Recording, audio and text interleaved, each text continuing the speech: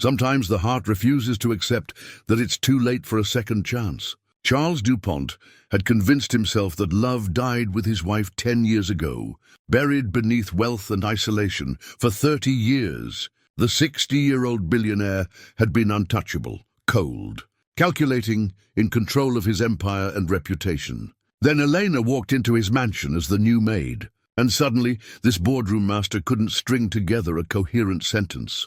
The staff whispered about their boss's behavior, his grown children grew suspicious, and Charles himself couldn't understand why this young woman with grace made him feel like a schoolboy again. But what happens when a man who has everything discovers that what he needs most has been missing? Before we jump back in, tell us where you're tuning in from. And if this story touches you, make sure you're subscribed, because tomorrow I've saved something special for you. The morning light filtered through the expansive windows of Charles DuPont's corner office on the 42nd floor, casting long shadows across mahogany surfaces that had witnessed 3 decades of merciless business decisions. At 60, Charles possessed the kind of presence that commanded attention without demanding it. Silver hair meticulously groomed, shoulders still broad beneath his Savile Row suits, and eyes the color of winter storms that could freeze negotiations with a single glance. He stood before the wall of windows, surveying the city that sprawled beneath his financial empire like a conquered territory. DuPont Industries had grown from a modest real estate venture into a multinational conglomerate under his iron-fisted leadership. Each acquisition calculated with the precision of a chess master planning 10 moves ahead. The business journals called him brilliant, ruthless, untouchable. They were right on all counts, but brilliance, Charles had learned, could be its own prison. The intercom's gentle chime interrupted his morning ritual of surveying his domain. "Mr. DuPont, your car is ready for the Peterson meeting," came the crisp voice of his executive assistant, Patricia, who had managed his professional life with military efficiency for the past 12 years. "Cancel it," Charles said without turning from the window. "Reschedule for tomorrow." A pause. Patricia never questioned his decisions, but he could hear the surprise in her silence. The Peterson deal represented 18 months of negotiations and a $100 million acquisition that would cement DuPont Industries' expansion into renewable energy. "Sir, shall I provide a reason?" "Tell them something came up." Charles moved to his desk, where the morning's financial reports awaited his review, alongside the usual array of contract proposals and board meeting minutes. His fingers traced the edge of a silver-framed photograph that had occupied the same corner of his desk for 10 years. Margaret in her wedding dress, radiant with the kind of joy that seemed impossible to recapture. She had been gone a decade now, taken by cancer that had moved through her body like a hostile takeover, swift and merciless despite the best medical minds money could command. In those final months, she had made him promise to find happiness again, to not let grief calcify into permanent solitude. He had nodded and held her hand and made a vow he had no intention of keeping. The drive to his Westchester estate took 43 minutes through late September traffic, during which Charles reviewed quarterly earnings reports with the same methodical attention that had built his fortune. The numbers were impressive. DuPont Industries had outperformed market projections by 12%, but the figures felt as cold and distant as everything else in his carefully ordered world. The estate sprawled across 47 acres of manicured perfection, with the main house rising like a monument to old-world elegance transplanted to American soil. Built in the 1920s by a railroad baron and renovated twice under Charles' ownership, it boasted 23 rooms, staff quarters, a tennis court, and gardens that had been featured in Architectural Digest. It was beautiful, grand, and utterly empty. Harold, the estate's longtime butler, greeted him at the front entrance with the kind of formal deference that felt more like distance than respect. "Good afternoon, Mr. DuPont. Your son called regarding dinner on Sunday." "Which son?" Charles asked, though he suspected he knew. "Michael, sir. He mentioned bringing the grandchildren." Charles nodded, feeling the familiar tightness in his chest that accompanied thoughts of family obligations. Michael, his eldest at 34, had inherited Margaret's gentle nature, but none of Charles's business acumen, preferring his work as a non-profit environmental lawyer to the corporate world that had built his inheritance. Thomas, 2 years younger, had gone the opposite direction, ambitious, driven, and increasingly frustrated with his father's reluctance to discuss succession planning. Both sons had been shaped by their mother's death in ways that Charles still struggled to understand. Where he had retreated into work and isolation, they had somehow managed to build meaningful relationships, careers they cared about, lives that seemed to matter beyond the accumulation of wealth. Sometimes Charles wondered if they pitied him or simply found him irrelevant.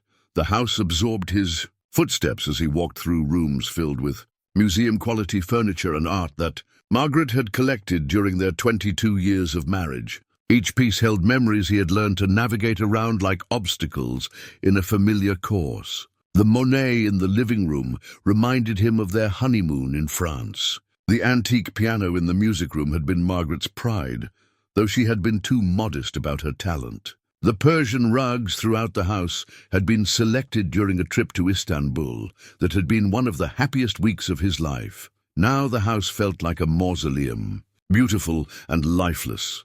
His daily routine had crystallized into ritual over the past decade. Arrive home by 5:30, review paperwork in his study until 7, dine alone while reviewing international market reports, then retreat to his bedroom with a glass of 25-year-old Macallan and whatever business biography currently occupied his nightstand. Weekends followed a similar pattern, broken only by obligatory social functions and the monthly dinners with his sons that felt more like corporate meetings than family gatherings. The staff maintained the house with invisible efficiency. Mrs. Chen, the head housekeeper, had managed the domestic operations for 15 years, directing a team of maids, groundskeepers, and maintenance workers who treated Charles with the kind of polite deference that money commands, but affection never can. They did their jobs superbly and kept their distance, which suited Charles perfectly, or so he had told himself. That evening, as Charles sat in his study reviewing acquisition reports for a telecommunications company in South Korea, he found his mind wandering in ways that annoyed him. The numbers blurred together as he stared out the window at the gardens, where Margaret had once spent summer afternoons reading novels she would later discuss with animated enthusiasm over dinner. Those conversations had been the highlight of his days. He realized now her perspective on the books she devoured, her questions about his business decisions, her gentle challenges to his assumptions about the world. When had he stopped missing those conversations and started dreading the silence? The grandfather clock in the hallway chimed 10 times, its resonant tone echoing through rooms that seemed designed for larger gatherings than Charles's solitary existence. He closed the acquisition report without finishing it, a departure from routine that would have surprised anyone who knew his methodical nature. Walking through the house toward his bedroom, Charles paused at the entrance to the music room. The piano sat untouched, its black surface reflecting the dim light from the hallway. Margaret used to play in the evenings, filling the house with Chopin and Debussy while Charles worked late into the night.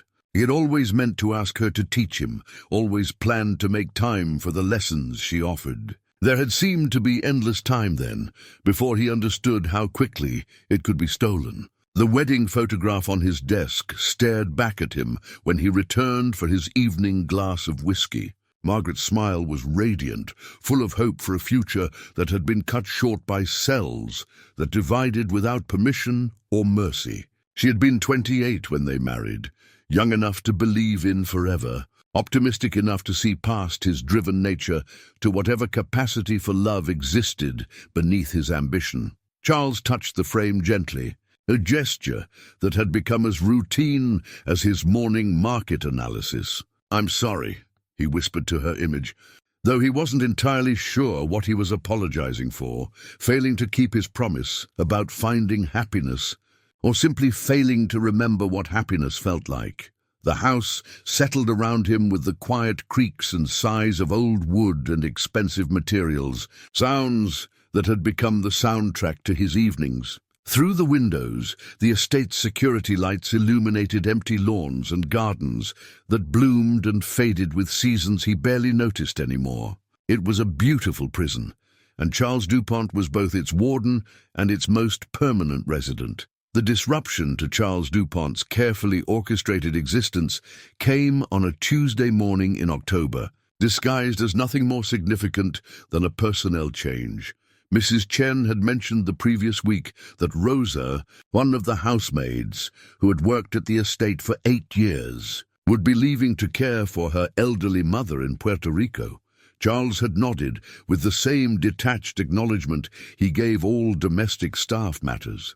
Trusting Mrs. Chen to handle the replacement with her usual efficiency, he was reviewing quarterly projections in his study when he heard unfamiliar footsteps.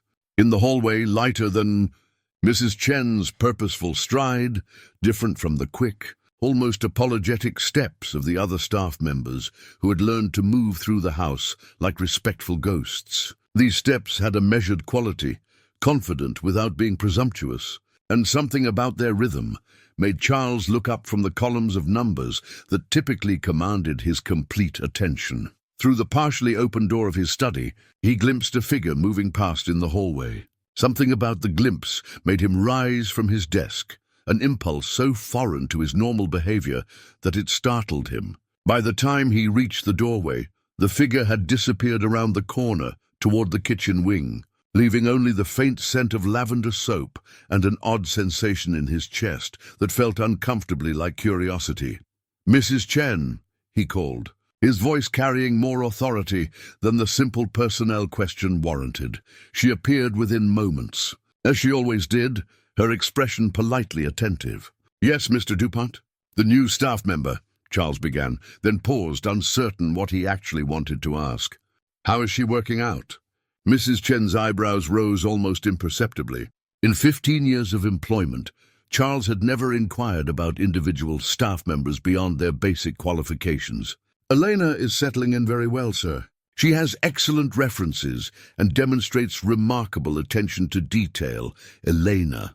The name felt familiar on his tongue somehow, though he was certain he had never heard it before. "Where did she work previously?" "Several private households in Manhattan, sir. She's very experienced with estates of this size."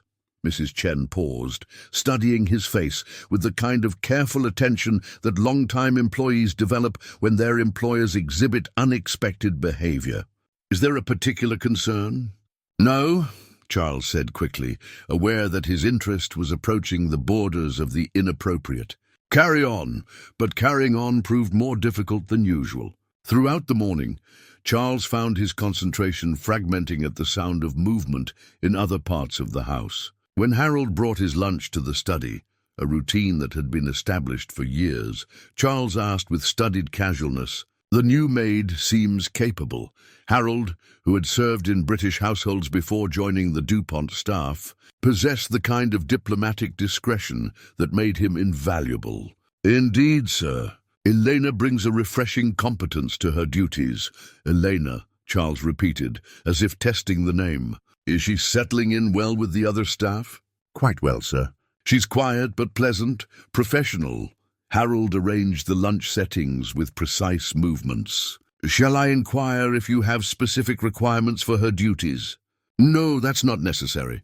Charles turned back to his desk, annoyed with himself for the questions that seemed to emerge without his permission. The afternoon brought a board meeting via video conference with his Tokyo office, followed by a call with investors regarding the renewable energy acquisition. Charles conducted both with his usual commanding efficiency, but found himself distracted by sounds from other parts of the house that had never registered in his consciousness before. The distant hum of a vacuum cleaner, the soft closing of doors, the whisper of movement in rooms where he wasn't. It was nearly 5 o'clock when he encountered her. Directly, Charles had left his study to retrieve a contract from his bedroom when he turned the corner into the main hallway and stopped short. A woman knelt beside the antique console table near the staircase, carefully polishing its carved legs with a concentration that bordered on reverence. She was young, late 20s, he estimated, with dark hair pulled back in a simple bun that revealed the elegant line of her neck. Her uniform was immaculate, but it was the way she moved that caught his attention, graceful, deliberate, as if each gesture carried intention beyond mere efficiency. She looked up at his approach, and Charles felt something shift in his chest, like a tectonic plate finding a new position. Her eyes were the color of rich coffee, framed by dark lashes, and they met his directly without the reflexive deference he had come to expect from staff. There was intelligence there and something else, a guarded quality that suggested stories he found himself wanting to know. "Good afternoon." "Mr. DuPont," she said, her voice carrying a slight accent he couldn't place. She started to rise, but her movement was interrupted when a small leather journal slipped from her uniform pocket. Falling to the Persian rug with a soft thud, Charles moved to retrieve it before she could, their fingers brushing briefly as he handed it back to her. The journal was worn smooth by handling, its brown leather scuffed and creased in ways that spoke of constant use. As she took it from him, he caught a glimpse of handwriting on an open page, elegant script in what looked like Spanish or perhaps Portuguese. "Thank you," Elena said, tucking the journal securely back into her pocket.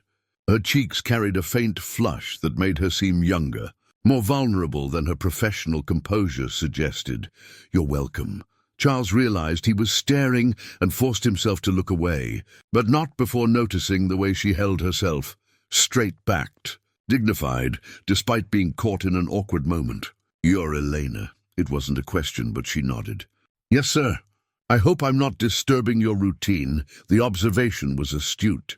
Charles did indeed have routines, patterns that had governed his life for a decade, and her presence was definitely a disturbance. But not in any way he could articulate to Mrs. Chen or Harold, or especially to himself. "Not at all," he said, which was both true and completely false. "Mrs. Chen speaks highly of your work.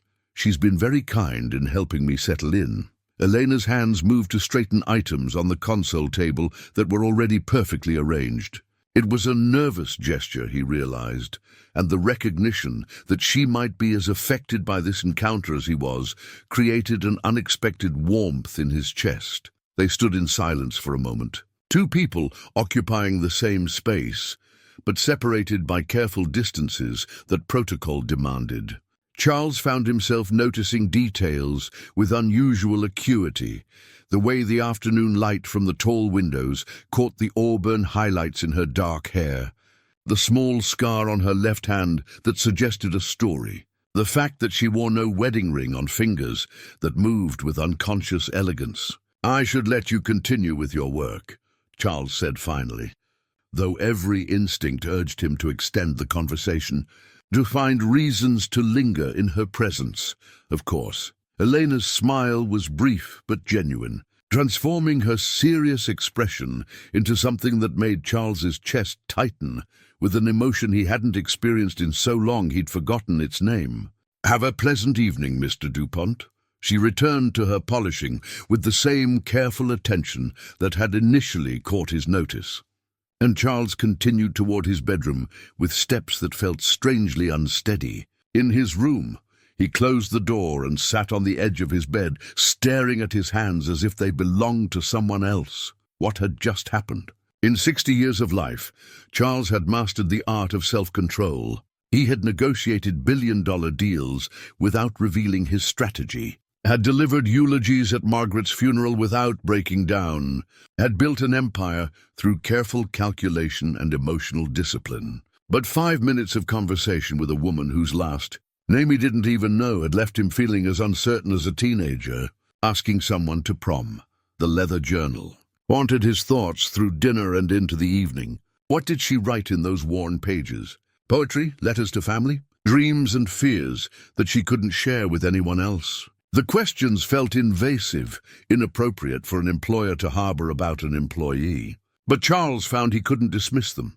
That night, as he sat in his study with his customary glass of Macallan, Charles caught himself listening for sounds from other parts of the house with an attention that bordered on pathetic. When he finally went to bed, he lay awake, staring at the ceiling and wondering what Elena thought about as she settled into her small room in the staff quarters. Whether she wrote in her journal before sleeping, whether she ever looked up at the main house and wondered about the man who lived there alone, among all those empty rooms. The changes began subtly, like hairline cracks in a foundation that had seemed unshakable for years. Charles found himself altering routines that had been carved in stone since Margaret's death, making small adjustments that he justified to himself with increasingly elaborate rationalizations. On Wednesday morning, instead of having Harold bring coffee to his study as usual, Charles announced that he would take his morning coffee in the breakfast room,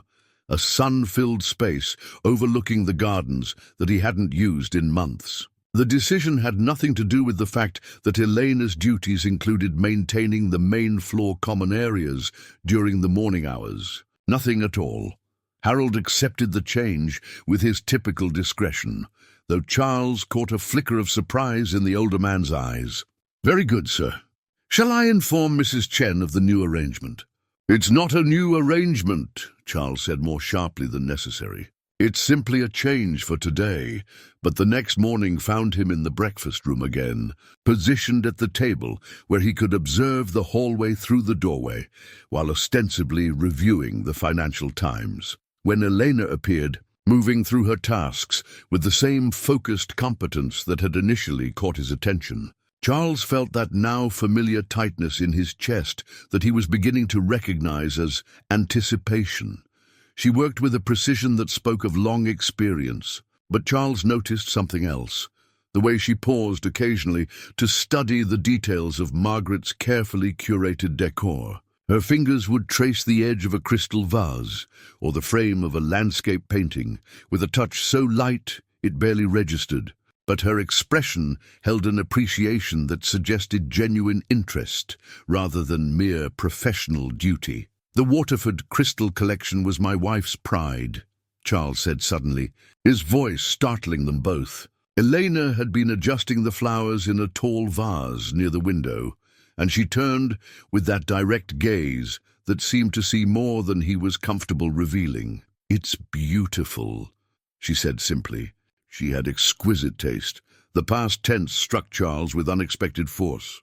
Yes, Margaret had possessed exquisite taste. In art, in music, in the quiet elegance that had made their home feel alive rather than merely expensive. When had he stopped appreciating these things through her eyes? "Would you like some coffee?" The invitation emerged without his permission, hanging in the air between them like a bridge. Neither was certain they should cross. Elena's hesitation was brief, but visible. "That's very kind, Mr. DuPont, but I should continue with my duties." "Of course." Charles felt heat rise in his neck, the familiar burn of social miscalculation that he hadn't experienced since his awkward 20s. "I didn't mean to interrupt your work." But the next morning, he found himself issuing the same invitation, this time with less impulsive desperation and more genuine curiosity about her response. Elena's refusal came with a small smile that softened the rejection, and Charles discovered that even her polite distance was preferable to the invisible efficiency of the other staff members. By Friday, Charles had developed what could only be described as a mild obsession with his mother's antique tea service. The delicate spode china had been stored in the butler's pantry for nearly a decade, deemed too formal and fragile for his solitary meals. But suddenly, Charles found himself remembering afternoon teas from his childhood, when his mother would use the ornate service to transform simple conversations into gracious rituals. "Harold," Charles said during his usual morning coffee, "I'd like you to have Mrs. Chen set up the afternoon tea service in the library. I'm expecting a call from our London office at 4, and I think the change of setting might be refreshing." Harold's training prevented him from pointing out that Charles had never expressed interest in afternoon tea settings, or that the London office called at the same time every Friday, regardless of where Charles chose to take the call. "Shall I arrange for the full service, sir?" The Spode china? Yes, exactly. Charles felt absurdly pleased with himself. The Spode china. The irony wasn't lost on him that he was orchestrating elaborate scenarios simply to create opportunities for brief, formal interactions with a woman whose presence had somehow become the most interesting part of his week. At 60 years old, Charles DuPont was behaving like a schoolboy with his first crush, and the recognition of this fact only made his behavior more bewildering to himself. The tea service, when Harold and Elena arranged it in the library that afternoon, looked magnificent. The delicate cups and saucers caught the autumn light streaming through the tall windows, and the silver service gleamed against the dark wood of the reading table. Charles had positioned himself at his desk with papers spread before him in a careful simulation of important work. But his attention was entirely focused on Elena's movements as she arranged the settings with the same careful attention she brought to every task. "This is beautiful," she said softly, her fingers barely touching the edge of a cup painted with tiny roses. "It must have special meaning for you." "It belonged to my mother," Charles replied, then found himself adding, "She used to say that civilization could be measured by the care people took with simple rituals." Elena's smile was the first genuinely warm expression he had seen from her, and it transformed her entire face. "My grandmother used to say something similar, that the way people treat everyday moments reveals who they really are." The observation hung between them, loaded with implications that Charles wasn't prepared to examine. Who was he really? A man who had spent 10 years avoiding everyday moments, who had allowed ritual to calcify into meaningless routine, who had forgotten that simple interactions could carry weight and meaning. "Your grandmother sounds wise," Charles said. "She was." Elena's voice carried a note of sadness that made Charles want to ask questions he had no right to voice. "She taught me that dignity isn't about what you own, but about how you treat what you've been given." The London call came precisely at 4, and Charles conducted his business while Elena finished her arrangements and quietly withdrew. But after he hung up, Charles found himself sitting alone with the elegant tea service, pouring himself a cup of Earl Grey and drinking it slowly while staring out at gardens that seemed more vibrant than they had in years. That evening, Harold appeared in the doorway of Charles's study with the kind of careful expression that preceded diplomatic inquiries. "Sir, if I may observe, the staff have noticed some changes in the household routine recently." "What sort of changes?" Charles asked, though he suspected he knew exactly what Harold meant. "Nothing concerning, sir. Simply adjustments that suggest you might be finding new interests in aspects of the estate that haven't commanded your attention previously." Charles set down his pen and regarded Harold with the kind of direct gaze that had intimidated business competitors for decades. "Are you suggesting there's something inappropriate about my behavior?" "Not at all, sir." Harold's voice carried the measured diplomacy that had served him well in 3 decades of household management. "I'm simply noting that change, when it comes after long periods of stability, can create questions among the staff." "What kind of questions?" Harold hesitated for the briefest moment. "Whether these changes reflect temporary interests or indicate adjustments that might affect household operations in the long term." Charles understood the subtext perfectly. The staff had noticed his attention to Elena, had observed his altered routines, and were wondering whether their employer's behavior represented a passing fancy or something more significant. The recognition that his interest was so obvious made Charles feel simultaneously exposed and oddly liberated. The first week of November brought unseasonably warm weather and an unexpected visitor. Michael called Tuesday morning to announce that he would be stopping by that afternoon to discuss the environmental impact assessment for a property Charles was considering acquiring in Oregon. It was typical of his eldest son to frame a personal visit as a business consultation, creating comfortable distance between them even in moments of connection. Charles was reviewing the assessment reports in his study when he heard Michael's voice in the front hall, warm and familiar as he greeted Harold. Through his partially open door, Charles could hear another voice, responding Elena's, and something about the easy tone of their interaction made him look up from his papers with sharp attention. "The gardens are beautiful this time of year," Michael was saying. "How long have you worked here?" "Just a few weeks," Elena replied. "But I can see why your mother loved this place. There's such care in every detail."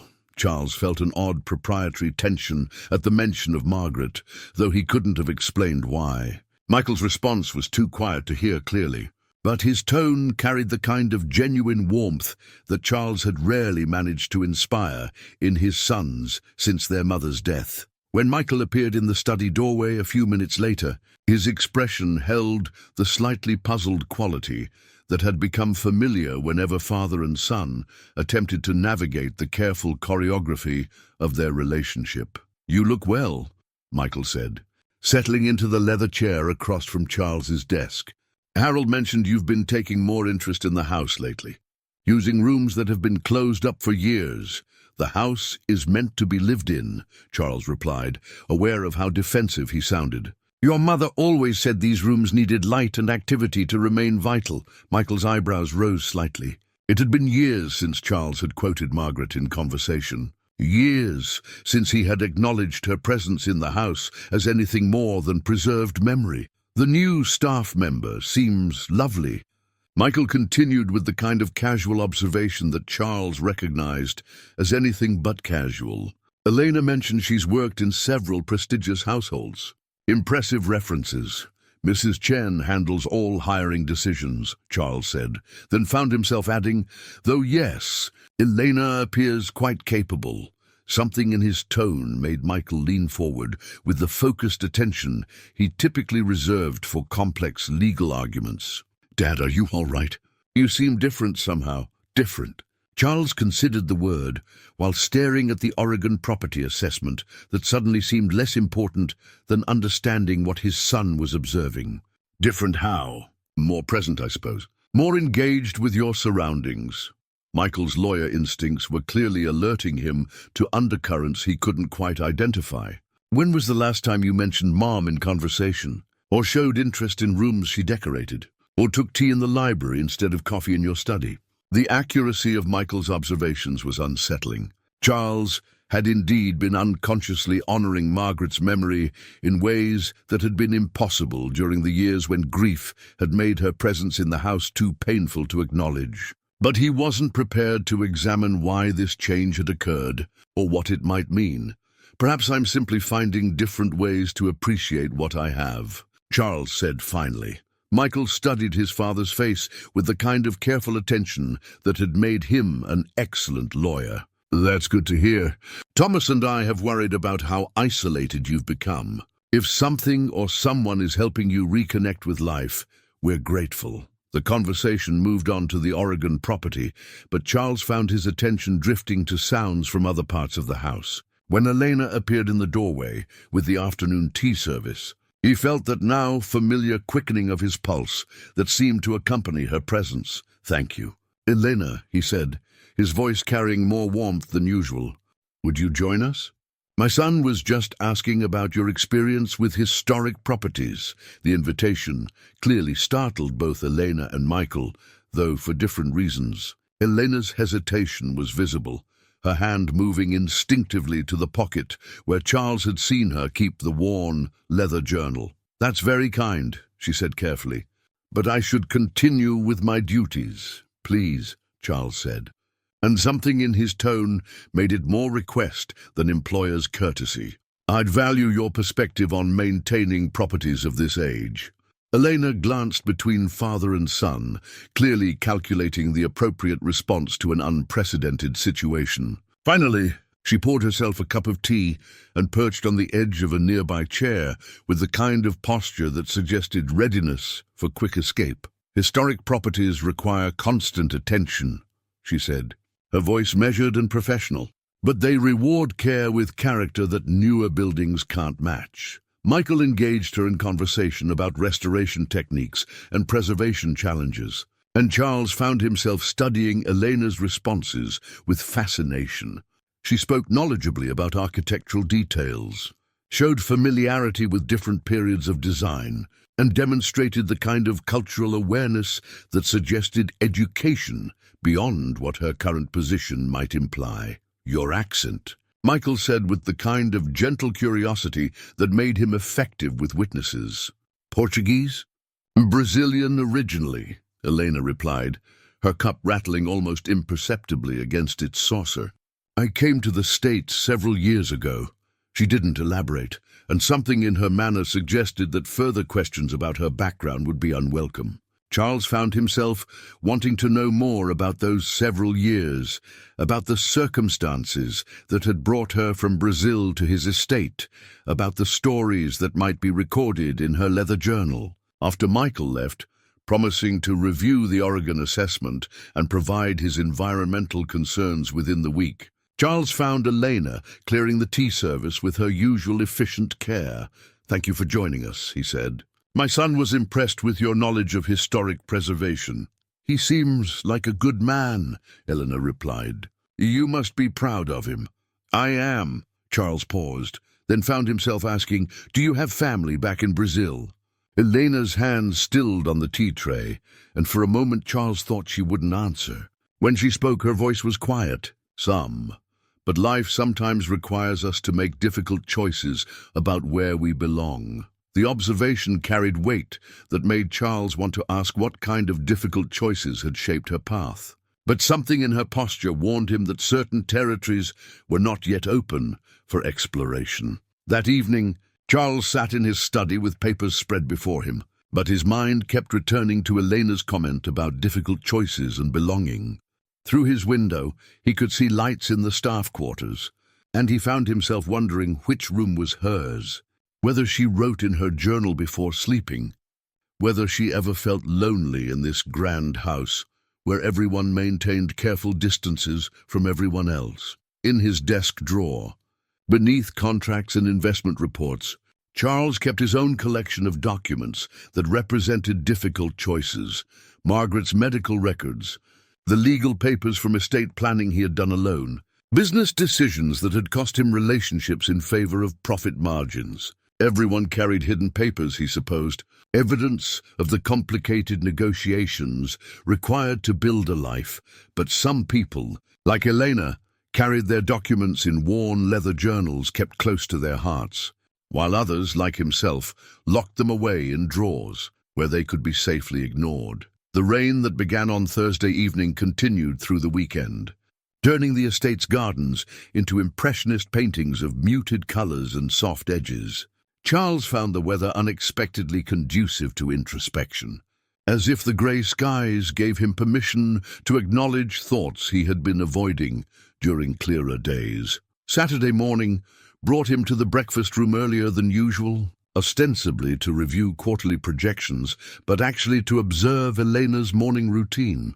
She moved through the main floor rooms with practiced efficiency, but Charles had begun to notice the small personal touches she brought to her work, the way she arranged flowers with an artist's eye for color and proportion, how she handled Margaret's collections with genuine reverence rather than mere careful duty. "The rain makes everything feel more intimate, doesn't it?" Charles said when Elena appeared in the breakfast room doorway, hesitating as she always did when she found him in spaces where she needed to work. "I'm sorry, Mr. DuPont. I can return later if you prefer." "Please don't." He gestured to the chair across from him. "I've been hoping for an opportunity to thank you properly." Elena's confusion was visible. "Thank me for what?" "For bringing life back into this house." The admission emerged with more honesty than Charles had intended, but he found he didn't want to retract it. "I hadn't realized how sterile everything had become until I began seeing it through your eyes." She sat carefully, her posture suggesting readiness for professional conversation rather than personal revelation. "The house has beautiful bones. It just needed someone to appreciate them again. Is that what you're doing?" "Appreciating them?" "Among other things." Elena's smile carried a complexity that made Charles want to understand the thoughts behind it.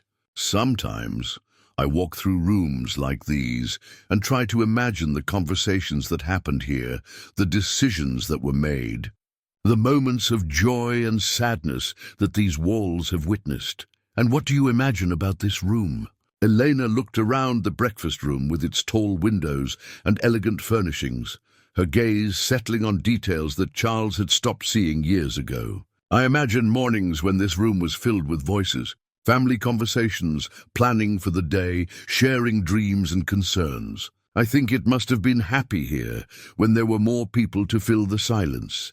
The observation hit Charles with unexpected force. The breakfast room had indeed been happy once, filled with Margaret's gentle morning commentary and the boys' increasingly sophisticated observations about their expanding worlds. When had he stopped missing those voices and started dreading the silence they had left behind?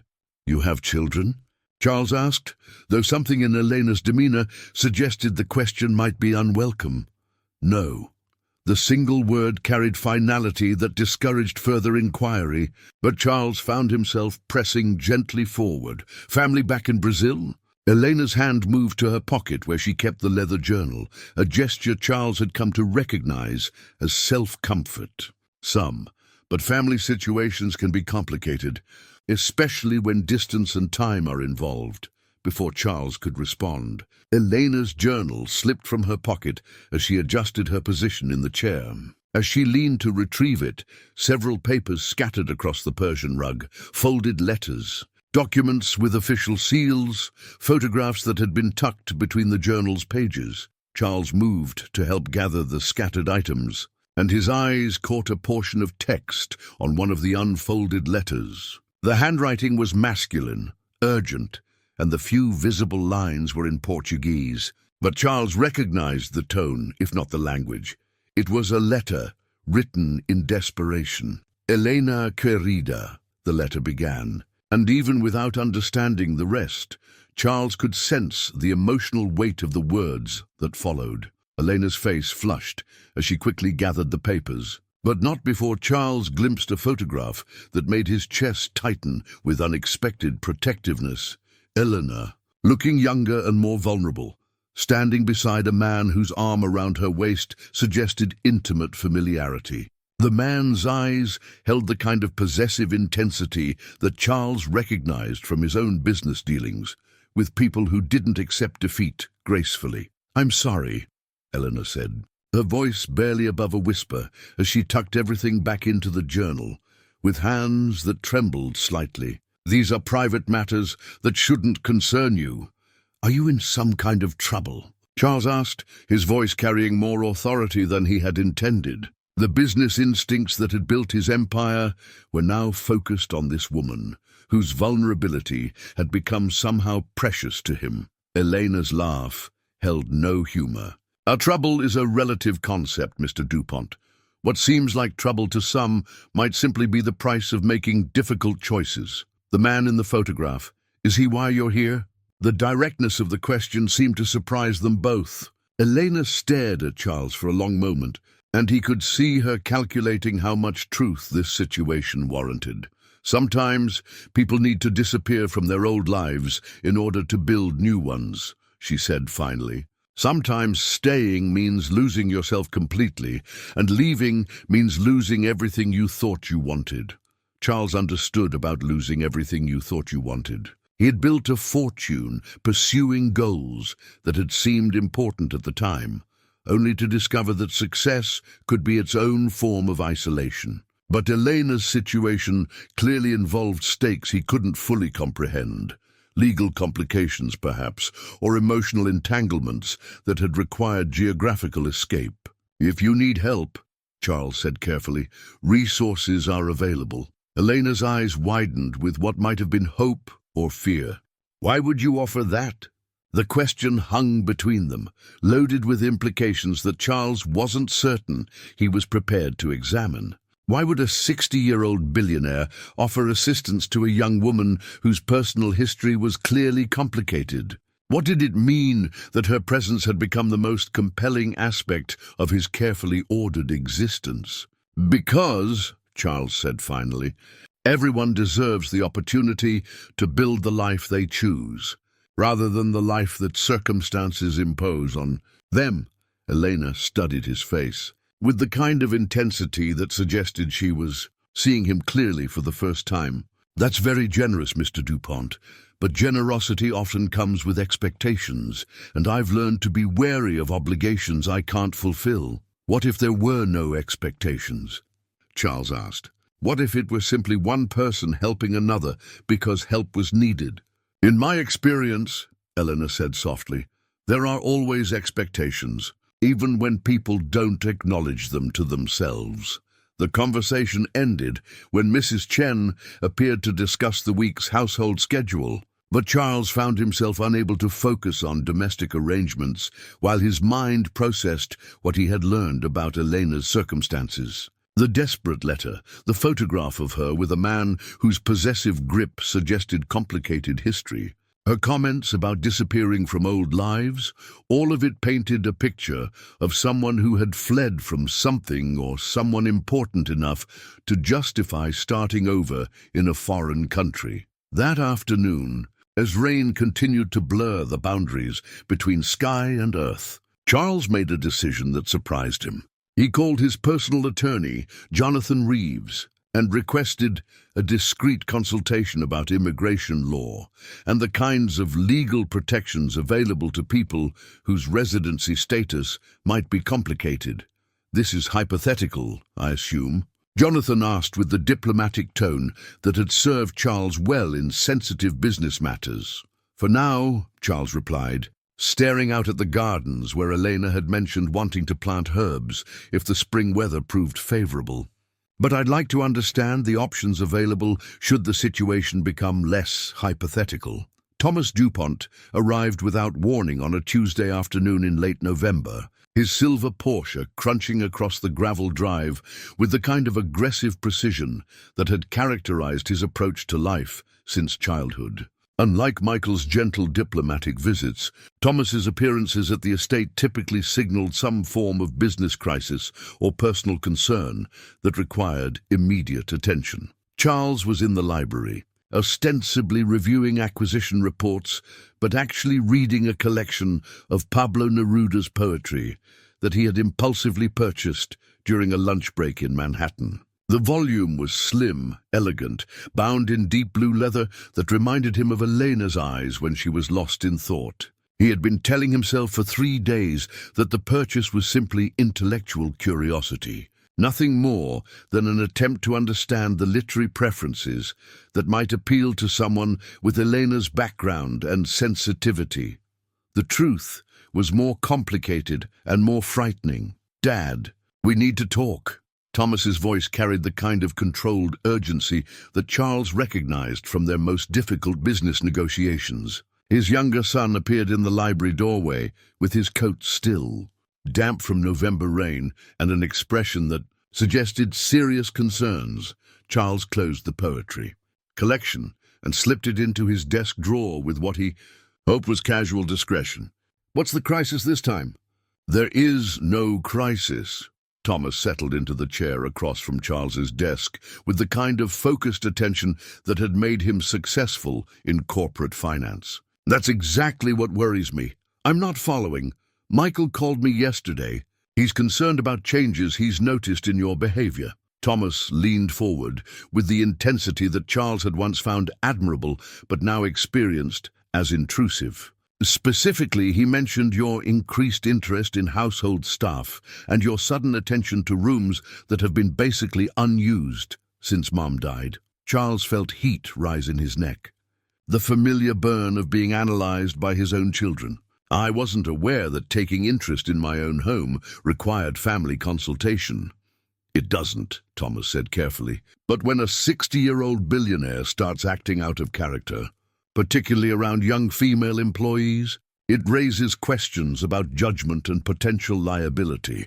The words hung in the air like an accusation, transforming the library's warm atmosphere into something cold and adversarial. Charles stared at his younger son, recognizing the sharp intelligence that had made Thomas his logical successor in business, but resenting its application to his personal life. "What exactly are you implying?" "I'm not implying anything. I'm stating directly that wealthy older men who develop inappropriate relationships with staff Members create legal and personal vulnerabilities that can destroy families and fortunes. Thomas's voice carried the kind of brutal directness that Charles had taught him to use in difficult negotiations. I'm asking you to tell me that my concerns are unfounded. Charles stood and moved to the window, staring out at gardens that had become more meaningful since Elena had begun tending them with care that went beyond mere maintenance. Your concerns are based on assumptions about my character that I find insulting. Then help me understand what's happening here. Thomas rose as well, moving to stand beside his father at the window. Michael said you served tea in the library using Mom's china. You've been taking meals in rooms you haven't entered in years. Harold mentioned that you asked about afternoon schedules for household staff, something you've never shown interest in before. The catalogue of his behavioral changes, delivered in Thomas's analytical tone, made Charles feel simultaneously exposed and defensive. Yes, he had been altering routines that had governed his life for a decade. Yes, his interest in household operations had increased dramatically, but reducing these changes to potential scandal ignored the complexity of what he was experiencing. Sometimes, Charles said carefully, life presents opportunities for growth that weren't previously available. Growth? Thomas's laugh held no warmth. Dad, you're 60 years old. The kind of growth you're describing sounds suspiciously like midlife crisis. And midlife crises involving employees have destroyed better men than you. Before Charles could respond, Elena appeared in the library doorway with the afternoon tea service. Her entrance created an immediate shift in the room's atmosphere, as if her presence had introduced elements that neither father nor son was prepared to navigate. I'm sorry to interrupt, she said, her gaze moving between Charles and Thomas with obvious awareness of the tension her appearance had created. I can return later. Please come in, Charles said, his voice carrying more warmth than he had shown toward his own son. Thomas, this is Elena. Elena, my son, Thomas. The introduction was simple, but Charles watched Thomas's face change as he studied Elena with the kind of calculating attention he brought to potential business adversaries. She moved with her usual grace, arranging the tea service with practiced efficiency. But Charles could sense her awareness of being evaluated. Elena has brought wonderful attention to details that had been neglected, Charles said, filling the silence with conversation that felt both necessary and dangerous. The house feels more alive than it has in years. Thomas's expression suggested he was hearing exactly what he had feared. How long have you worked here, Elena? About 6 weeks, she replied, her voice professionally neutral despite the obvious examination she was receiving. And before that? Charles watched Elena's posture stiffen slightly, recognizing the protective stance she adopted when questions approached territory she preferred to keep private. Several households in Manhattan. Thomas nodded, but his expression suggested he was cataloging information rather than making polite conversation. Private residences? Yes. The single-word answer carried a finality that should have discouraged further inquiry. But Thomas had inherited Charles's persistence, along with his analytical instincts. It must be interesting work, Thomas continued. Seeing how different families live, observing their dynamics and relationships, Elena's hand moved to her pocket where she kept the leather journal, and Charles recognized the gesture as defensive rather than casual. I try to maintain professional boundaries, she said. Employers deserve privacy in their own homes. Of course, Thomas agreed, but his tone suggested he was filing away every detail of her responses. Privacy is essential, especially in households where personal and financial matters require discretion. Charles felt anger building in his chest. Recognition that Thomas was essentially interrogating Elena while she was trapped by professional obligation to respond politely. Elena, thank you for the tea service. I think we can manage from here. She withdrew with obvious relief, but not before Charles caught the worried glance she directed toward him. After her footsteps faded down the hallway, Thomas turned to his father with the kind of expression that suggested conclusions had been reached. She's beautiful, Thomas said simply, and intelligent. and clearly aware of her effect on you. What's that supposed to mean? It means, Thomas said, returning to his chair with deliberate casualness, that if you're going to make a fool of yourself, at least be aware that you're doing it with someone who understands exactly what she's dealing with. The revelation came through Harold's discreetly worried expression on a Thursday morning in early December, when the first snow of the season had transformed the estate into something from a Christmas card. Charles was in his study, finally reading the Neruda poetry he had been carrying around for weeks, when Harold appeared in the doorway with the kind of careful formality that preceded unwelcome news. "Sir, there's a gentleman at the front door asking to speak with Elena. He says it's a family matter, quite urgent." Charles looked up from the poem he had been reading, something about love being so short and forgetting so long, with attention suddenly focused entirely on Harold's concerned expression. "Did he give his name?" "Marcus Vega. He mentioned that he's traveled from New York specifically to see her." Harold paused, then added with diplomatic precision, "He seems quite insistent, sir. And Elena's reaction upon seeing him suggests this visit wasn't expected." Through the study window, Charles could see a black sedan in the circular drive. Expensive, but not ostentatious. The kind of vehicle that suggested serious resources without advertising them. His business instincts, honed by 30 years of reading people and situations, were sending urgent warnings about unexpected visitors and urgent family matters that couldn't be handled by telephone. "Where is Elena now?" "In the front sitting room with the visitor. She requested privacy for their conversation." Charles closed the poetry book and moved toward the hallway, driven by protective instincts he hadn't experienced since his sons were young and vulnerable. Through the partially open door of the sitting room, he could hear voices.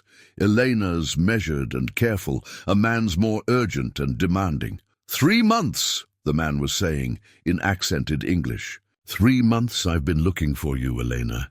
Do you have any idea what your disappearance has cost me? I left a letter explaining everything. Elena's voice carried a combination of strength and fear that made Charles want to interrupt the conversation immediately. "I thought I had made my position clear." "Your position?" The man's laugh held no warmth. "Your position is beside me as my wife in the life we built together. Not hiding in some millionaire's house playing servant. Wife."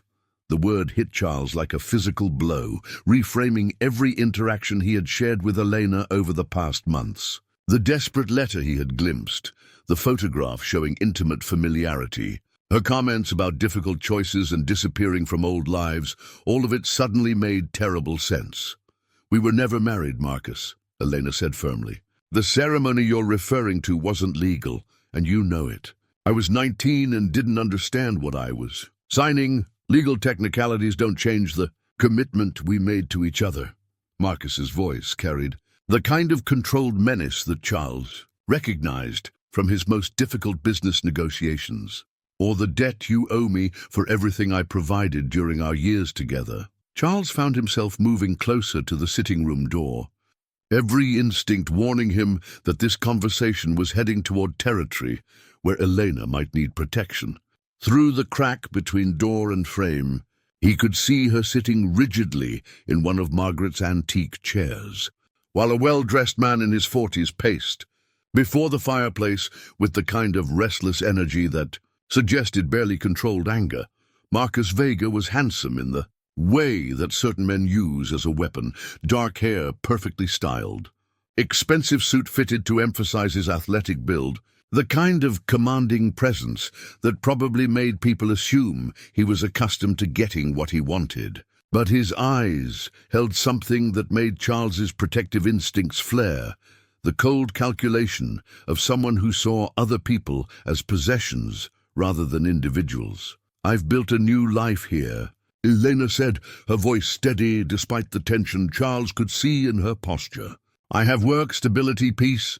I'm not the same person who left Brazil. You think working as a maid for some lonely old man constitutes a better life than what I offered you?" Marcus's tone carried contempt that made Charles clench his fists. "You had everything with me, beautiful homes, travel, social position. Now you're cleaning bathrooms and serving tea.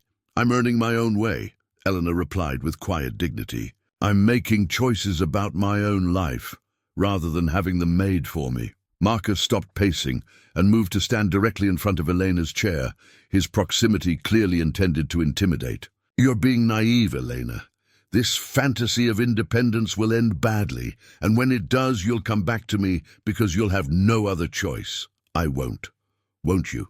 Marcus's voice dropped to something that was almost a whisper, but carried more menace than shouting. Have you told your employer about your immigration status? About the circumstances that brought you to the United States? About the legal complications that could make your continued residence here quite difficult? Charles felt cold recognition wash over him. Elena's careful responses to questions about her past, her obvious fear when official documents had scattered from her journal, her comment about people needing to disappear from their old lives, all of it suggested someone whose legal status was precarious enough that exposure could mean deportation. You wouldn't, Elena said. But Charles could hear the fear in her voice now. I would do whatever necessary to bring you home where you belong. Marcus reached into his jacket and withdrew what looked like official documents. I have copies of immigration papers that show some interesting discrepancies in the information you provided when you entered the country. I also have photographs and documentation of our relationship that would make your claims of independence appear quite different to the appropriate authorities. Elena's face had gone pale, and Charles could see her hands trembling as she gripped the arms of her chair. What do you want from me? What I've always wanted? Come home with me. Resume the life we built together. Stop this childish rebellion and accept that what we have is worth preserving. And if I refuse? Marcus smiled, and the expression was colder than anything Charles had seen in 30 years of ruthless business dealings. Then I make some phone calls to people who would be very interested in your current situation. Your employer loses a staff member, you lose your new life, and I eventually get what I want anyway, just with considerably more unpleasantness for everyone involved. Charles had heard enough. He stepped into the sitting room with the kind of commanding presence that had built his empire, his attention focused entirely on the man who was threatening Elena with obvious criminal intent. I believe this conversation is over, Charles said, his voice carrying the authority of someone accustomed to having his words taken seriously. Marcus turned with surprise that quickly shifted to calculation as he assessed this new element in his scenario. You must be the employer. I apologize for any disturbance, Mr. DuPont. Charles DuPont. Charles positioned himself between Marcus and Elena, a protective gesture that felt as natural as breathing. And you are no longer welcome in my home. Marcus's eyes widened with recognition of the name, and Charles could see him rapidly recalculating his approach based on this new information.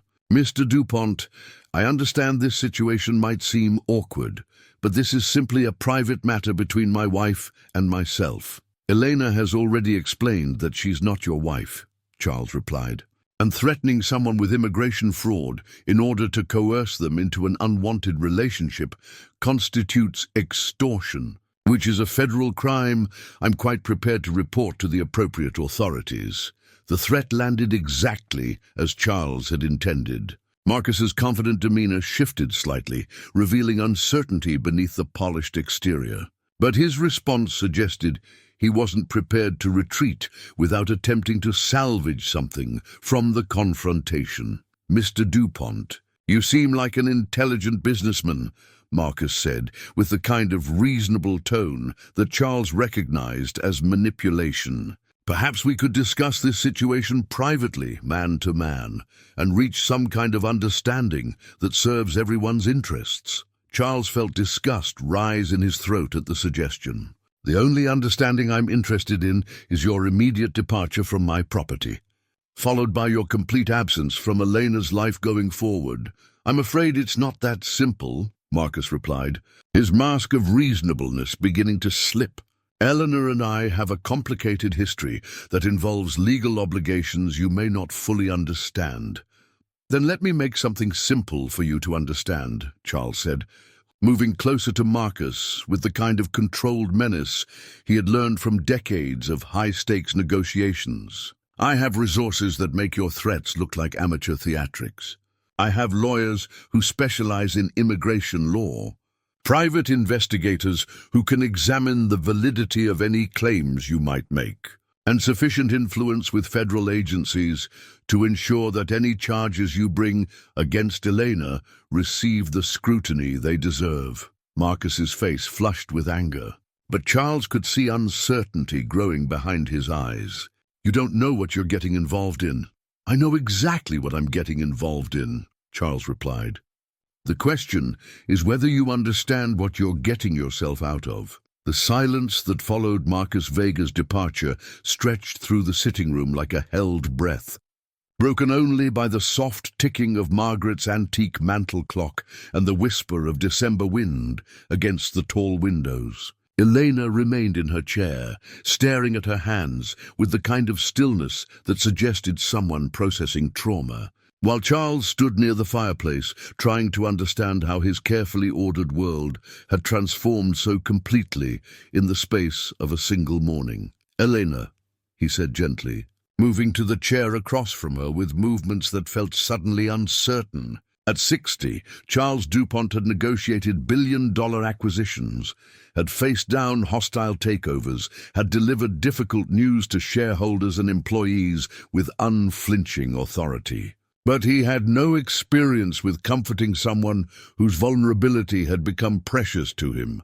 She looked up at him with eyes that held a complex mixture of gratitude, fear, and something else that Charles couldn't quite identify. "You didn't have to do that," she said softly. "This isn't your problem to solve. It became my problem the moment he threatened you in my house," Charles replied, surprised by the fierce protectiveness in his own voice. "And it would have been my problem, regardless of where it happened, because—" He paused, struggling with words that felt too large and too dangerous for the careful distance he had maintained from emotional honesty for the past decade. "Because what?" Elena asked. Charles looked at her sitting in Margaret's chair, surrounded by the accumulated beauty of a life he had built with one woman, while feeling more protective of another woman than he had thought possible. The irony wasn't lost on him that the sitting room had been Margaret's favorite space for intimate conversations, the place where she had helped him navigate the complexities of raising sons and building a business empire while maintaining some connection to the person he had been before wealth had insulated him from most of life's immediate consequences. "Because you matter to me," Charles said finally, the admission emerging with more honesty than he had intended, more than is probably appropriate for an employer to feel about an employee, more than is wise for a man my age to feel about a woman in your situation. Elena's expression shifted, and Charles could see her processing the implications of his confession. "Mr. DuPont, Charles," he said. "I think we're past formal addresses, don't you?" "Charles?" His name on her lips carried a warmth that made something tight in his chest loosen for the first time in hours. "What you did today was incredibly brave. But you need to understand what you're getting involved in." "Then help me understand." Elena was quiet for a long moment, her gaze moving around the room as if drawing strength from its elegant familiarity. When she spoke, her voice carried the weight of someone who had carried secrets alone for too long. "Marcus wasn't entirely wrong about my legal status," she began. "I came to the United States 5 years ago on a tourist visa that I overstayed. I was young, scared, and desperate to escape a situation that had become dangerous." Charles leaned forward, his business instincts already cataloguing the challenges, while his personal concern focused entirely on the pain he could see in her expression. "Marcus controlled everything, where I lived, who I could see, what I could do. He presented it as protection, as caring, but it was really about possession." Elena's hands moved to her journal pocket in the familiar self-comfort gesture. "When I finally found the courage to leave, I used false documents to establish a new identity here. The immigration paperwork he mentioned contains discrepancies that could result in immediate deportation if they were investigated. What kind of discrepancies? Wrong dates, false employment history, incorrect information about my family in Brazil. Elena's voice was steady, but Charles could see the cost of these admissions in her posture. I've been living under an assumed name for 3 years, working in households where employers didn't ask too many questions about background documentation. Charles felt pieces of a puzzle clicking into place. Elena's careful responses to personal questions, her obvious intelligence despite her current position, her knowledge of art and architecture that suggested education beyond what her employment history might indicate. "What's your real name?" he asked gently. "Elena Santos," she said. "The surname I've been using, Rodriguez, belonged to a friend who helped me establish this identity after I left Marcos." Charles nodded, his mind already working through the legal complexities that would need to be addressed. "Tell me about Marcus. What kind of resources does he have?" "More than you might expect," Elena said. "He owns several businesses in New York, import, export, real estate, some ventures that I was never entirely clear about. He has money, connections, and the kind of patience that makes him dangerous when he doesn't get what he wants. Has he made specific threats before?" "Not directly. But he's very good at making people understand that crossing him carries consequences." Elena's voice carried memories that Charles could see she would rather forget. "I stayed with him for 4 years because I was afraid of what would happen if I tried to leave. When I finally did, I thought putting distance between us would be enough." Charles stood and moved to the window, looking out at the gardens where Elena had mentioned wanting to plant herbs in the spring. The irony struck him that she had been planning for a future that was now threatened by her past, making investments in a life that could be stolen by a man who treated her as property. "We need to get you proper legal representation," Charles said, turning back to face her. "Immigration lawyers, possibly criminal attorneys, depending on what Marcus might try to do." "Charles, you don't understand what you're offering," Elena said, rising from her chair to face him directly. "This isn't just about legal fees. Marcus doesn't make idle threats, and he has resources to make life very difficult for people who interfere with his interests. Let me worry about Marcus." Charles replied with the confidence that came from 30 years of dealing with men who believed intimidation was a viable business strategy. "I have resources of my own, and I'm not easily intimidated." "But why?" Elena asked, her voice carrying genuine confusion. "Why would you risk getting involved in this mess? You barely know me." Charles looked at her, standing in his sitting room, surrounded by the artifacts of his life with Margaret, but somehow making the space feel more alive than it had in years. The question deserved an honest answer, but honesty required acknowledging feelings he wasn't certain he was prepared to examine. "Because," Charles said carefully, "in the past few months, you've reminded me that life is supposed to include more than just successful transactions and carefully maintained distances. You've brought warmth to this house, and intelligence to conversations I didn't realize I'd been missing," and he paused, searching for words that could express something he was still learning to understand about himself. "And?"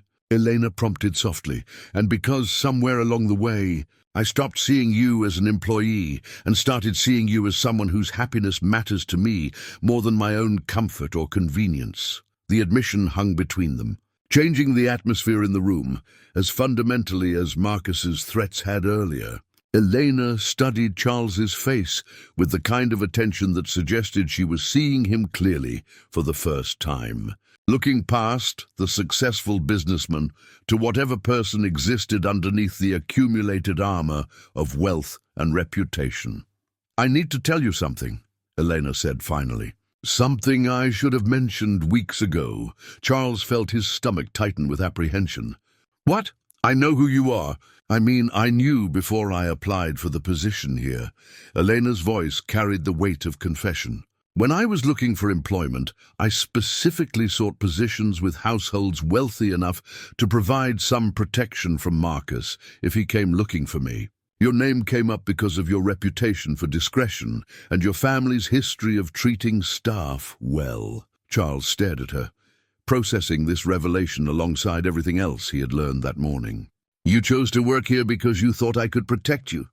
I chose to work here because I thought you wouldn't notice me, Elena said with a rueful smile. Wealthy, successful men like you typically don't pay attention to household staff beyond ensuring the work gets done properly. I thought I could be invisible here, safe and invisible, but I did notice you. Yes, Elena said softly. You noticed me in ways that made being invisible impossible. Charles felt something shift in his understanding of their relationship. Recognizing that what he had experienced as spontaneous attraction had been, from Elena's perspective, an unexpected complication in what was supposed to be a purely practical arrangement. Does that change how you feel about my offer to help? Charles asked. Elena moved closer to him, close enough that he could see the flecks of gold in her dark eyes. Close enough to understand that whatever had begun as calculated strategy had evolved into something neither of them had anticipated. It makes me more grateful than I can express, she said, and more frightened than I want to admit, frightened of Marcus. Frightened of hoping that someone like you could care about someone like me for reasons that don't have anything to do with what I can provide or what you can gain. Charles reached out and took her hands in his, feeling the slight tremor that suggested how much this conversation was costing her.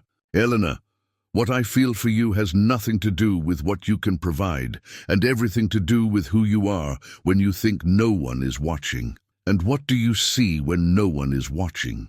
Charles smiled, remembering mornings when he had observed her arranging flowers with an artist's eye, afternoons when she had handled Margaret's collections with genuine reverence, evenings when he had glimpsed her through windows writing in her journal with the concentration of someone preserving something precious. I see someone who brings care to everything she touches, Charles said. Someone who sees beauty in details that other people ignore, who treats simple tasks as if they matter. Someone who made me remember that this house was supposed to be a home. By Monday morning, Charles had transformed his study into a war room. 3 of Manhattan's most respected attorneys sat around the conference table that hadn't been used since Margaret's estate planning meetings, their expensive suits and serious expressions creating an atmosphere of focused determination that Charles hadn't felt since his most challenging corporate acquisitions. Jonathan Reeves, his longtime personal attorney, handled the introductions with characteristic efficiency. Charles, you know David Chen from Immigration Law, and this is Sarah Martinez from Criminal Defense. Both have dealt with situations similar to what you've described. Charles nodded his acknowledgement while studying the array of documents spread across the mahogany surface. Elena's employment records, immigration forms that Jonathan's investigators had already begun examining, preliminary research on Marcus Vega's business operations, and a legal strategy that would require careful coordination across multiple areas of law. The good news, David Chen said, adjusting his wire-rimmed glasses as he reviewed Elena's documentation, is that the discrepancies in her immigration paperwork aren't as severe as her ex-boyfriend suggested. Most of the issues can be resolved through proper legal channels, especially if she's willing to cooperate fully with the authorities. And the bad news? Charles asked, though something in Chen's expression suggested there were complications ahead. The assumed identity creates problems that go beyond immigration violations. Using false documentation for employment, even with understandable reasons, opens her to potential criminal charges that could complicate any path toward legal residency. Sarah Martinez leaned forward, with the kind of focused intensity that had made her one of the city's most effective criminal defense attorneys. However, if we can demonstrate that the false identity was used specifically to escape an abusive relationship, and if we can document Marcus Vega's pattern of control and intimidation, we have grounds to argue for prosecutorial discretion. Charles felt cautious optimism stirring in his chest. What do you need from Elena? Complete honesty about her relationship with Vega, documentation of any threats or controlling behavior, and her cooperation with investigators who can verify her account of events. Martinez consulted her notes with practiced efficiency. We'll also need character references from current and previous employers, evidence of her contributions to the communities where she's lived, and a clear demonstration that she poses no threat to public safety. Jonathan Reeves cleared his throat diplomatically. Charles, there's one other element we need to discuss. Your own relationship with Elena. Charles had been expecting this conversation, but dreading it nonetheless. What about it? If this case goes to court, or if there's significant media attention, your personal interest in Elena's situation will be scrutinized, Jonathan said carefully. Immigration judges, prosecutors, and potentially the press will want to understand your motivations for providing such extensive legal support. The implication was clear. Charles's feelings for Elena, however genuine, could be portrayed as an older, wealthy man taking advantage of a vulnerable woman's legal troubles. The narrative that Thomas had warned him about, the story that could transform protective impulses into something that looked exploitative from the outside. What are you suggesting? Charles asked. That we structure this assistance carefully, Jonathan replied. Create appropriate professional distance, document the business rationale for your support, and ensure that your personal relationship with Elena doesn't undermine her legal case. Charles felt something cold settle in his stomach. Are you telling me that helping Elena means I can't?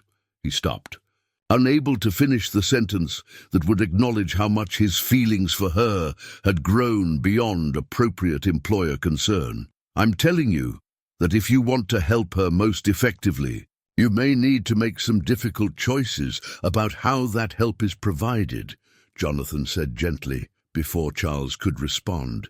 Harold appeared in the doorway with his usual discretion. Sir, Miss Santos is here as requested. Elena entered the study with the kind of careful composure that Charles had learned to recognize as her response to stress. She wore a simple navy dress that emphasized her dignity rather than her beauty, and she carried herself with the quiet strength that had first caught his attention months ago. The attorneys rose as she entered, and Charles performed introductions while studying her face for signs of how she was handling the pressure. Since Thursday's confrontation with Marcus, Elena had maintained her professional duties with characteristic efficiency, but Charles had noticed the careful way she moved through the house, as if expecting unwelcome surprises around every corner. Elena, David Chen said with gentle authority, we need to discuss your immigration status completely and honestly. Everything you tell us is protected by attorney-client privilege, but we can't help you effectively if we don't understand the full scope of the situation. She nodded, settling into the chair that Charles had positioned closest to his own. I understand. What do you need to know? Let's start with your entry into the United States, Chen said, opening a legal pad to take notes. Walk us through exactly what happened, what documents you used, and what information might have been falsified. As Elena began to recount her story, the desperate flight from Brazil, the forged papers that had allowed her to establish a new identity, the years of careful invisibility that had preceded her arrival at the estate, Charles found himself studying her with new admiration. The courage required to rebuild a life from nothing, to learn new skills, and navigate complex social systems while constantly looking over her shoulder, was extraordinary. Marcus Vega, Sarah Martinez said when Elena finished her immigration narrative. Tell us about the relationship, about his behavior, about why you felt it necessary to flee the country to escape him. Elena's hands moved to her lap, and Charles could see her drawing on reserves of strength that had carried her through previous difficult conversations. He was charming at first, she began, and Charles recognized the beginning of a story that would require her to relive experiences she had worked hard to forget. 3 weeks later, the call came while Charles was reviewing quarterly reports that had somehow become secondary to watching snow fall through his office windows. Sarah Martinez's voice carried the satisfaction of someone delivering long-awaited good news. Marcus Vega withdrew his complaints this morning, she said without preamble. All immigration charges have been dropped, and the federal prosecutor has agreed to work with Elena on regularizing her status through proper channels. Charles felt tension he hadn't realized he'd been carrying drain from his shoulders. What changed his mind? "Your private investigator found what we needed," Martinez replied, with obvious satisfaction. Marcus Vega's business operations included several ventures that wouldn't bear scrutiny from federal agencies. When faced with the choice between pursuing Elena and protecting his own legal exposure, he chose self-preservation. The strategy had been Jonathan's suggestion: use Charles's resources to examine Marcus's business dealings with the same thoroughness that Charles applied to acquisition targets. What they had discovered was a pattern of financial irregularities and immigration violations that made Marcus's threats against Elena appear hypocritical at best, criminal at worst. "Is it over?" Charles asked. "For now," Martinez said carefully. "Men like Vega don't typically abandon their obsessions completely, but they do respond to superior force.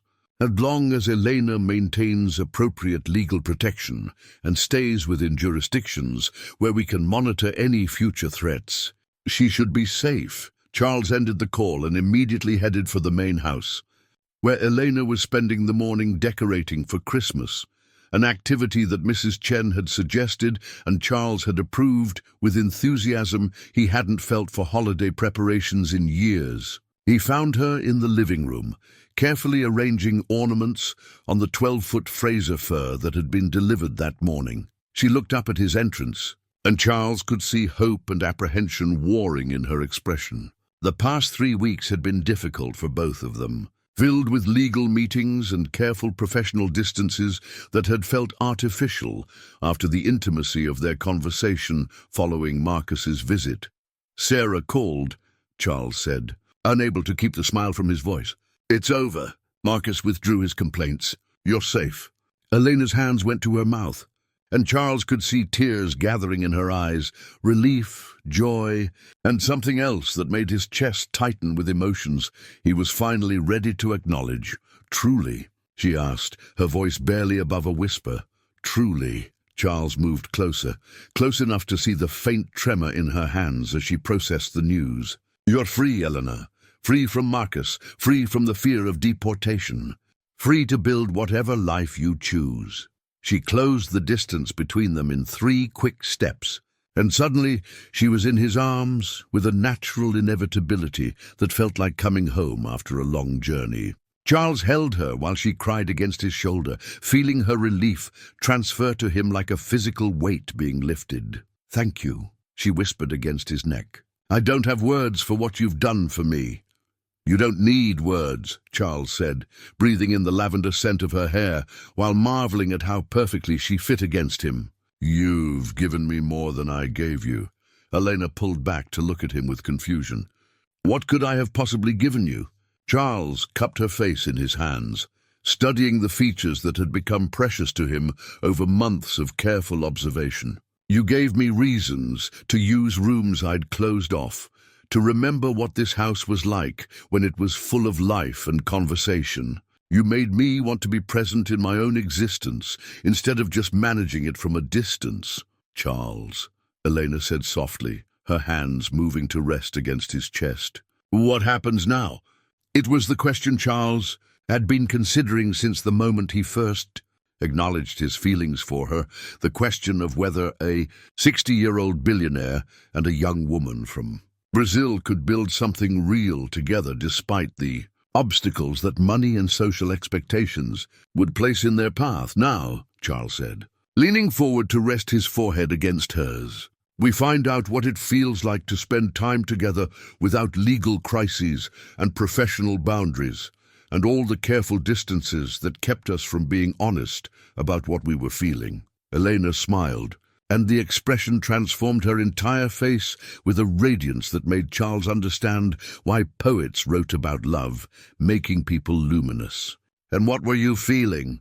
Charles had spent decades mastering the art of strategic communication, choosing words for their professional impact rather than their emotional truth. But standing in his living room with Elena in his arms, surrounded by Christmas decorations and the promise of safety, he found himself choosing honesty over strategy. "I was falling in love with you," he said simply.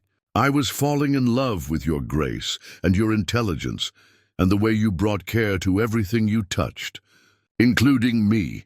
Elena's eyes widened, and Charles could see her processing the magnitude of what he had just admitted. "Charles, I need you to understand something." "What?" "I wasn't falling in love with you," she said, her voice carrying certainty that made Charles's heart skip. "I had already fallen, completely and hopelessly in love with a man who made me feel safe and valued and cherished in ways I didn't know were possible." Charles kissed her then, soft and careful at first, then with growing certainty as she responded with warmth that confirmed everything he had hoped and feared about their connection. When they separated, both were breathing unsteadily, and Charles felt like a younger man, discovering love for the first time.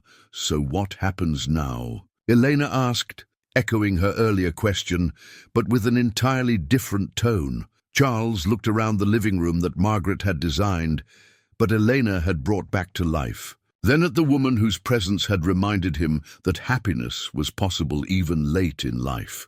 "Now," Charles said, "we see what it feels like to build something together without having to hide from anyone or anything." 6 months later, Charles stood in the same breakfast room where he had first attempted to engage Elena in conversation, but everything had changed. The morning light streaming through the tall windows illuminated a table set for two, where Elena sat reading from a collection of poetry, the Neruda volume he had bought months ago and finally given to her on Valentine's Day, while sipping coffee from Margaret's favorite china cup. The transformation wasn't just in the room's use, but in its atmosphere. Where silence had once defined Charles's mornings, conversation now provided the soundtrack to his days. Elena's observations about the gardens, her questions about his business decisions, her gentle challenges to assumptions he had held for decades, all of it had restored a vitality to his existence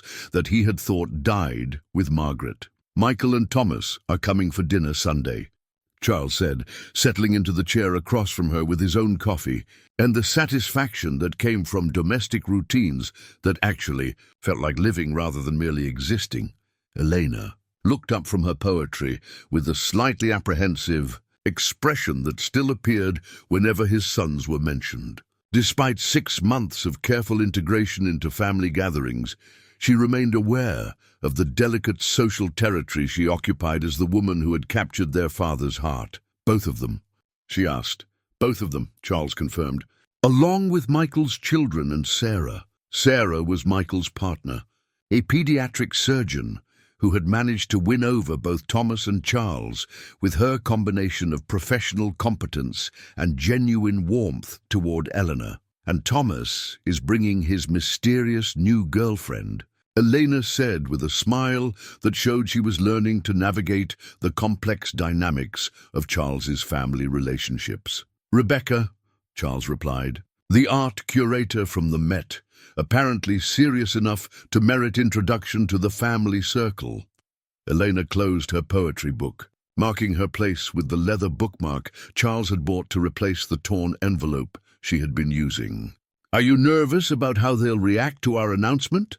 Charles considered the question while studying Elena's face, noting how relaxed she looked compared to the carefully guarded woman who had first entered his house. The legal resolution of her immigration status had removed the immediate source of fear from her life, but it was their growing relationship that had brought genuine peace to her expression. "Not nervous," Charles said finally. "Curious about how they'll process the idea of their father remarrying at 61. The word still carried weight between them. Remarrying. Charles had proposed 3 weeks ago, not with elaborate romantic staging, but during one of their evening walks through the gardens, when Elena had been explaining her plans for expanding the herb garden come spring. The proposal had emerged as naturally as their love had developed, born from the recognition that what they shared deserved formal acknowledgement and legal protection. Elena's engagement ring caught the morning light as she reached for her coffee. Not an ostentatious diamond, but Margaret's grandmother's sapphire ring, reset in a more contemporary setting that honored both the past and the future. Charles had asked Elena if she was comfortable wearing Margaret's family jewelry, and her response had touched him more deeply than any poetry. "Margaret would want her jewelry to be worn by someone who brings life to this house," Elena had said. "Someone who makes you happy. Thomas is the one I'm most concerned about," Elena said, returning to the subject of Sunday dinner. "Michael seems to have accepted that you're genuinely happy, but Thomas still watches me sometimes, like he's trying to solve a puzzle." Charles nodded, understanding his younger son's continued wariness. Thomas's protective instincts regarding both Charles's emotional well-being and the family's financial interests had made him cautious about accepting Elena's place in their lives. Despite obvious evidence that his father's relationship had brought positive changes, Thomas has spent his adult life preparing to inherit the responsibility of protecting everything I built, Charles said. It's difficult for him to trust that someone new in the family won't threaten that stability. "And what did you tell him when he asked directly about our prenuptial agreement?" Elena asked with characteristic directness. Charles smiled, remembering that conversation, Thomas's lawyer instincts warring with his recognition that his father's happiness had dramatically improved since Eleanor's arrival. The financial arrangements Charles had proposed had been generous without being reckless, protecting both Elena's security and the family estate's integrity. "I told him that love and prudence aren't mutually exclusive," Charles replied, "that I can provide for your future without compromising the business or the boy's inheritance, and that his mother would be proud of the man I'm becoming with your influence." Elena's eyes softened at the mention of Margaret, a reaction that had developed over months of conversations about Charles's first marriage. Rather than feeling threatened by Margaret's continuing presence in his memory, Elena had embraced her role in helping Charles honor that relationship while building something new. "Do you think she would approve?" Elena asked, a question she had posed several times in different ways as she navigated the complex emotional territory of loving a widower. "I think," Charles said carefully, "that Margaret always worried I would retreat so far into work and isolation after she was gone that I would forget how to connect with other people. I think she would be grateful that you reminded me how to participate." In my own life, the conversation was interrupted by Harold's appearance with the morning mail and the kind of pleased expression that had become common since the household had adjusted to the reality of Charles's engagement. "Sir, the final wedding planning details have arrived," Harold said, presenting an envelope with the discretion that had made him invaluable. During the delicate process of organizing a celebration that honored both Charles's social position and Elena's preference for intimate gatherings, the wedding, planned for late spring in the estate's gardens, would be small by billionaire standards, but meaningful in ways that Charles hadn't experienced since Margaret's memorial service. The guest list included family, close friends, and several staff members who had become part of Elena's extended family during her time at the estate. "Mrs. Chen wants to review the catering menu this afternoon," Harold continued, "and the florist needs confirmation about the herb garden integration with the ceremony space." Elena had designed the wedding around her planned expansions to the estate's gardens, creating a celebration that would literally plant roots for their future together. The metaphor hadn't been lost on Charles. A woman who had spent years without permanent roots was choosing to anchor herself in soil they would tend together. "Tell Mrs. Chen we'll meet with her at 3, Charles said, then turned to Elena with the kind of anticipation he hadn't felt since planning his first wedding 35 years ago. "Ready to finalize our future?" Elena smiled with the radiance that had first caught his attention, but now felt like coming home.